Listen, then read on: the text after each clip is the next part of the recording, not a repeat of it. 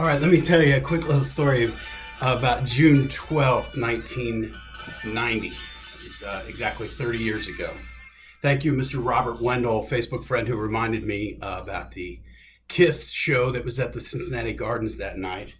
Um, I want to tell you guys a story about that night just because it was a memorable evening for me. 1990 was not a high water mark for Kiss. I don't think the Hot in the Shade record that they were touring in support of is any good at all. They had a pretty good set list on that tour, so they were trying to bring it. They were trying.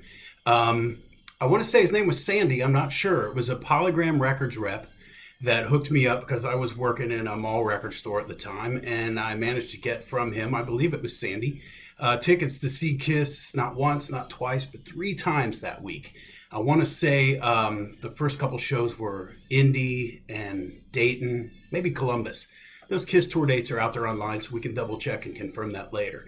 But the third show I saw that week was at the Cincinnati Gardens. And I had the good fortune to get backstage passes from the same Polygram Records rep for that evening's show. So I did get to go backstage and meet the band before the show.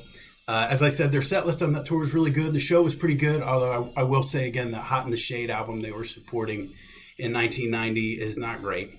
And of course, this was after Ace had left the band and still a few more years before the original four reunited and put the makeup back on for the reunion tour in 96. So with my boy Ace out of the picture, I was there as a Kiss fan, but almost more of a casual observer, really. Just enjoying some music from my youth with a band that a couple of the original guys had gone, and along with them, much of my interest in what they were doing. But it was funny because after seeing them three times in a week and finding myself backstage on June 12th, 1990, at the Cincinnati Gardens, the guys in one of the opening bands knew me by the first name by that point. Mark Slaughter, the singer from Slaughter. I remember him that night saying, "Hey, Rick, what are you doing here?" Like he was surprised to see me a third time in a week. I'm sure he wouldn't remember that now. We're talking 30 years ago.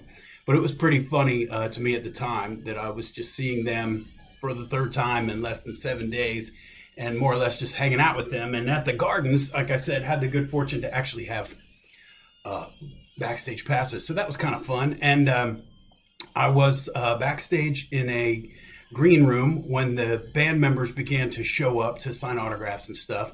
There were a lot of guys back there with stacks of records to get autographed. There were a lot of the standard, 80s metal, groupie chicks hanging around.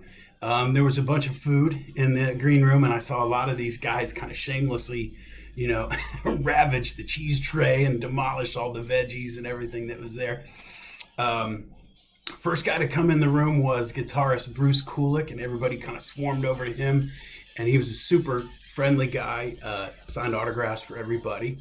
And then Gene Simmons came in the room, and what was funny is you saw everybody walk away for Bruce Kulick and run over to Gene to meet him. And Bruce was literally left standing there holding a Sharpie, signing something for someone who had walked away from him. And since Bruce was alone at that point, that's when I just sauntered over and was just like, "Hey, how's it going?" Talked to him for a minute there. Paul Stanley entered the room a few minutes later, and he came through the door saying, "I love you people, but your city blows." And everybody was like, "What do you mean? What's up?" And he was disappointed in that the show hadn't sold out. I think the Gardens held, 14,000 people. Mr. Robert Wendell, you could probably tell me what the capacity of that building was. But he was bummed that the show hadn't sold out. And, he grabbed a Sharpie and started autographing people's records and was super cool about everything, just like Bruce had been a few minutes earlier, just like Gene was being with everybody. And I actually had a moment where I talked to Paul Stanley and said, "Well, I saw you guys in Dayton a couple nights ago and then Columbus a couple nights after that. Now you're here in the same market basically the third time in a week. A lot of people would have, probably, what if you played Dayton and then 6 months later played Indianapolis and then 6 months later came to Cincinnati. A lot of people might have gone to all three, whereas you don't have a sold out show tonight because some people that would have come down from Indianapolis just saw you in Indianapolis." And it was funny to me that even in 1990, this was a lesson that Paul Stanley hadn't learned. And I'm sure it's not like I was the wise old man of the business teaching him things he didn't know. But at this conversation, he was like, yeah, that's a good point, you know. So he seemed to take that to heart.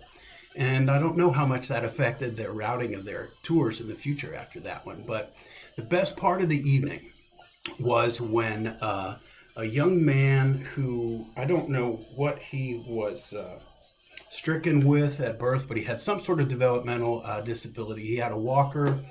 He didn't speak real clearly. Even had a little bit of a tremor, and he had a caretaker with him, a little staff person with him, although it may have been his mother or an aunt or something like that.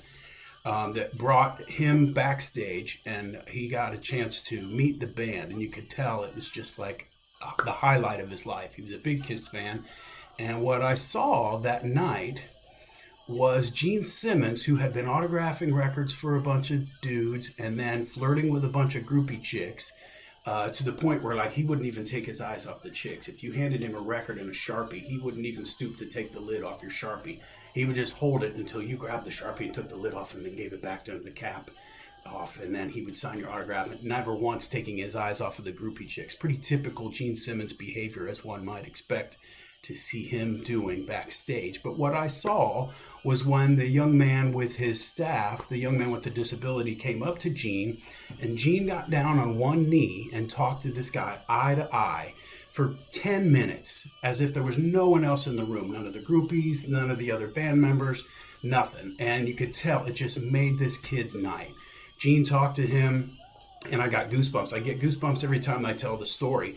Gene called one of his roadies over because he asked the kid, he said, "You guys, where are you sitting tonight?" And the kid said, "Oh, we've got these great seats right on the side."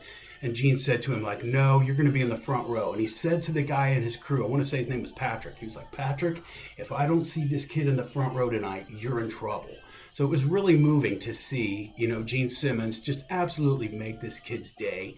Obviously a young man who had not been dealt the best hand in life. And Gene Simmons has this pretty rotten reputation as a big asshole in the business. And obviously he's very interested in money and little else.